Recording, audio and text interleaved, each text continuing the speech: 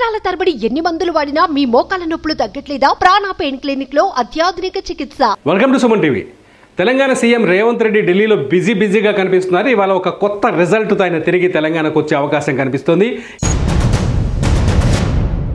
ఈ రిజల్ట్ ఏంటంటే తెలంగాణకి కొత్త పిసిసి చీఫ్ని ఎంపిక చేయడం, అలాగే 6 ఖాళీలు ఉన్న క్యాబినెట్లో 4గురిని కొత్తగా మంత్రులుగా ఎంపిక చేయడం, 4గురిని ఎంపిక చేసే అవకాశం కనిపిస్తుంది. ప్రస్తుతానికి కేబినెట్ విస్తరణ కూడా ఉండే అవకాశం ఉంది. పిసిసి చీఫ్ పదవికి అంటే పిసిసి అధ్యక్ష పదవికి ఈ మంత్రివర్గ విస్తరణకి స్పష్టమైన లింక్ ఉంది. ఇది అందరికీ తెలిసిన విషయమే. అయితే పిసిసి పదవి రేసులో ఎవరెవరు ఉన్నారు అంటే బీసీ వర్గం నుంచి మధు యాష్కితో పాటు మహేష్ కుమార్ గౌడ్ పోటీ పడుతున్నారు. ఇద్దరిలో ఒకవేళ పిసిసి పదవి వస్తే ఈ ఇద్దరిలో ఎవరో ఒక్కరికి ఈ అవకాశం దక్కే అవకాశం కనిపిస్తోంది.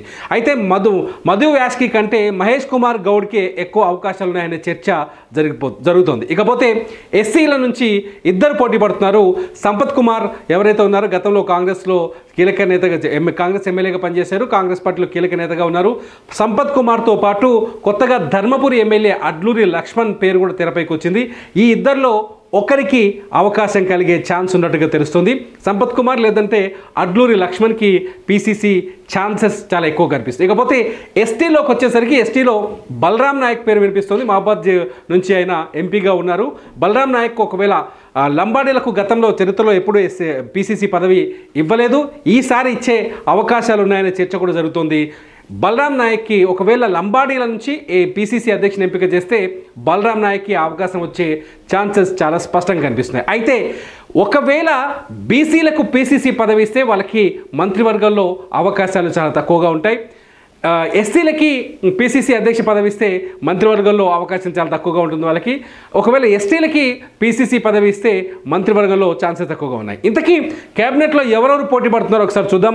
క్యాబినెట్లోకి వచ్చేసరికి చాలా స్పష్టంగా కొన్ని పేర్లు రెడ్డి సామాజిక వర్గం నుంచి 2 పోస్టులకి 4 పోటీ పడుతున్నారు. ఒకరు నిజామాబాద్ నుంచి మాజీ మంత్రి సుదర్శన్ రెడ్డి, అట్లాగే నల్గొండ యాదాద్రి భువనగిరి జిల్లా నుంచి కోమటిరెడ్డి రాజగోపాల్ రెడ్డి, ఇకపోతే రంగారెడ్డి జిల్లాకు సంబంధించిన ఇబ్రాహీంపట్నం ఎమ్మెల్యే మల్రెడ్డి రంగారెడ్డి, అట్లాగే వికారాబాద్ ఎమ్మెల్యే రామ్మోహన్ రెడ్డి కూడా ఇక్కడ మంత్రివర్గం కోసం పోటీ పడుతున్నారు. ఇందులో కోమటిరెడ్డి రాజగోపాల్ రెడ్డి చాలా స్పష్టంగా చెప్తున్నారు. కోమటిరెడ్డి రాజగోపాల్ రెడ్డి గతంలో తనను పార్టీలోకి తిరిగి తీసుకునేటప్పుడు తనకి మంత్రివర్గంలో చోటు ఇస్తానని చెప్పేసి హామీ ఉందని, హామీ మేరకు తనకి మంత్రివర్గంలో అవకాశం దక్కుతుందని చెప్పేసి కోమటిరెడ్డి రాజగోపాల్ రెడ్డి ఎక్స్పెక్ట్ చేస్తున్నారు. అయితే కోమటిరెడ్డి రాజగోపాల్ రెడ్డి సోదరుడు కోమటిరెడ్డి వెంకటరెడ్డి ఇప్పటికే కేబినెట్లో ఉన్నారు, మంత్రివర్గంలో ఉన్నారు, కీలకమైన బాధ్యతలు నిర్వహిస్తున్నారు. ఈ నేపథ్యంలో రాజగోపాల్ రెడ్డికి ఛాన్సెస్ ఎంతవరకు ఉన్నాయనేది ఆసక్తికరంగా అనిపిస్తుంది. ఇక్కడ మాజీ మంత్రి నిజామాబాద్కు సంబంధించిన మాజీ మంత్రి సుదర్శన్ రెడ్డికే ఇక్కడ అవకాశాలు ఎక్కువగా ఉన్నాయనే చర్చ కూడా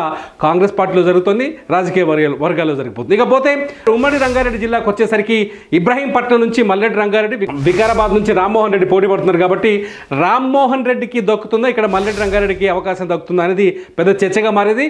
మల్లెడ్డి రంగారెడ్డి చాలా స్పష్టంగా ఉన్నారు. ఎట్టి పరిస్థితుల్లో చాలా సీనియర్ నేత, గతంలో వరుసగా విజయాలు సాధిస్తూ వచ్చారు. అయితే ఇబ్రాహీంపట్నం నుంచి ఈసారి తనకి అవకాశం కల్పించాల్సిందే అని చెప్పేసి మల్లెడ్డి రంగారెడ్డి పట్టుబడుతున్నారు. ఈ నేపథ్యంలో మల్లెడ్డి రంగారెడ్డి పేరు ఫైనల్ అవుతుందా, రామ్మోహన్ రెడ్డి పేరు ఫైనల్ అవుతుందా అనేది ఇప్పుడు ఆసక్తికరంగా మారింది. ఇకపోతే వెలమ కమ్యూనిటీ నుంచి మరో 2 పోటీ పడుతున్నారు. వెలమ కమ్యూనిటీ నుంచి అంటే ఎల్లారెడ్డి ఎమ్మెల్యే మదన్ మోహన్ రావుతో పాటు మంచిర్యాల ఎమ్మెల్యే ప్రేమ్ సాగర్ రావు కూడా పోటీ పడుతున్నారు.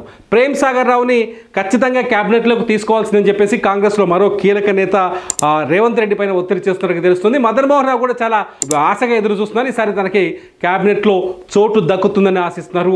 ప్రేమ్ సాగర్ రావు లేదా మదన్ మోహన్ రావు ఇద్దరిలో ఒకరికి ఖచ్చితంగా మంత్రి వర్గంలో చోటు దక్కే అవకాశం కనిపిస్తోంది. ఇకపోతే ఎస్టీలోకి వచ్చేసరికి 2 పేర్లు బలంగా వినిపిస్తున్నాయి. లంబాడి సామాజిక వర్గం నుంచి ఈ పేర్లు వినిపిస్తున్నాయి. ఒకటి బాలు నాయక్, రెండోది వచ్చేసి రామచంద్ర నాయక్. బాలు నాయక్, రామచంద్ర నాయక్ ఇద్దరిలో ఒకవేళ బలరాం నాయక్కి పిసిసి అధ్యక్ష పదవిని అవకాశం పిసిసి పదవి కల్పిస్తే ఇందులో ఎస్టీల నుంచి మంత్రివర్గంలో చోటు ఉండకపోవచ్చు అనే చర్చ కూడా జరుగుతోంది. ఒకవేళ బలరాం నాయక్కి పిసిసి పదవి ఇవ్వకపోతే బాలు నాయక్ లేదంటే రామచంద్ర నాయక్ ఇద్దరిలో ఒకరికి ఖచ్చితంగా అవకాశం కల్పించే ఛాన్సెస్ కనిపిస్తున్నాయి. ఇకపోతే ఎస్టీల నుంచి గడ్డం వివేక్ అయినా చాలా సీనియర్ నేత, కాంగ్రెస్లో అంటే గతంలో అనేక పార్టీలో పనిచేసినప్పటికీ తెలంగాణ ఉద్యమం కాలం నుంచి కాంగ్రెస్లో ఎంపీగా పనిచేశారు.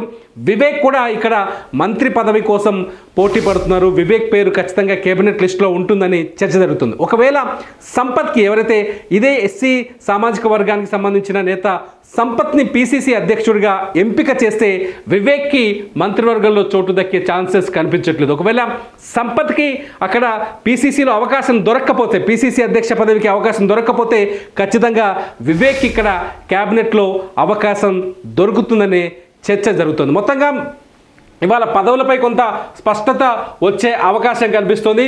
అయితే మహబూబ్ నగర్ నుంచి బీసీ సామాజిక వర్గం నుంచి, ఒకవేళ బీసీ సామాజిక వర్గం నుంచి పీసీసీ అధ్యక్ష పదవికి మధు యాష్కి గౌడ్ని కానీ లేకపోతే మహేష్ కుమార్ గౌడ్ కానీ ఇద్దరిలో ఎవరిలో ఒకరిని ఎంపిక చేసినప్పటికీ కూడా ముదురాజ్ సామాజిక వర్గానికి సంబంధించిన వాకిటి శ్రీహరికి ఈసారి అవకాశం దక్కే ఛాన్సెస్ కనిపిస్తున్నాయి. వాకిటి శ్రీహరి మహబూబాబాద్ జిల్లాకు సంబంధించిన నాయకుడు.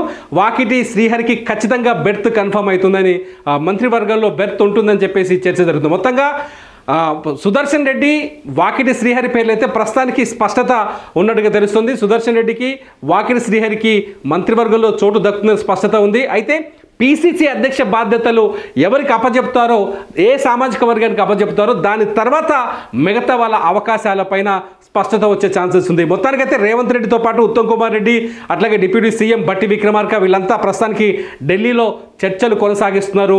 పీసీసీ అధ్యక్ష పదవి అధ్యక్షుని ఎంపికతో పాటు కొత్తగా మంత్రివర్గంలోకి చేర్చుకోబోయే 4 కొత్త మంత్రుల పేర్లను కూడా ఖరారు చేసే ఛాన్సెస్ ఉన్నాయి. ఇకపోతే మైనార్టీల నుంచి కూడా ఈసారి మంత్రివర్గంలో ఒకరికి ఛాన్స్ ఉన్నట్టుగా కనిపిస్తుంది. మైనార్టీల నుంచి ఎవరు ఎంపిక చేస్తారు, ఎవరిని ఎంపిక చేస్తారనే చర్చ కొనసాగుతున్న తరుణంలో సుప్రీంకోర్టు తీర్పు రావడం, గవర్నర్ కోట ఎమ్మెల్సీల అభ్యర్థులపైన గతంలో హైకోర్టు ఇచ్చిన తీర్పు పైన సుప్రీంకోర్టు స్టే విధించడంతో గవర్నర్ కోటాలో 2 ఎమ్మెల్సీలు ఎన్నికయ్యారు. 2 ప్రమాణ స్వీకారం చేశారు. అందులో ఒకరు కోదండ్ రామ్, రెండవది వచ్చేసి సియాసత్ ఎడిటర్ మీర్ అలీ ఖాన్. అయితే ఈసారి మైనార్టీల నుంచి ఛాన్స్ కల్పిస్తే ఖచ్చితంగా మీర్ అలీ ఖాన్కి కేబినెట్లో చోటు దక్కుందనే చర్చ జరుగుతుంది. మొత్తానికి ఇదంతా సాయంకాలానికి ఒక స్పష్టత వచ్చే అవకాశం కనిపిస్తుంది. మొత్తానికి పదవులు వాళ్ళ పేర్లను ఫైనల్ చేసి రేవంత్ రెడ్డి తిరిగి హైదరాబాద్ చేరుకుంటారని చర్చ నడుస్తుంది. అప్డేట్ కోసం చూస్తూనే ఉండండి సుమన్ టీవీ. మీ బిజినెస్ ఏదైనా మీ ఊర్లో ప్రమోషన్ చేయాలంటే అది సుమన్ టీవీతోనే సాధ్యం. ఇప్పుడే సంప్రదించండి.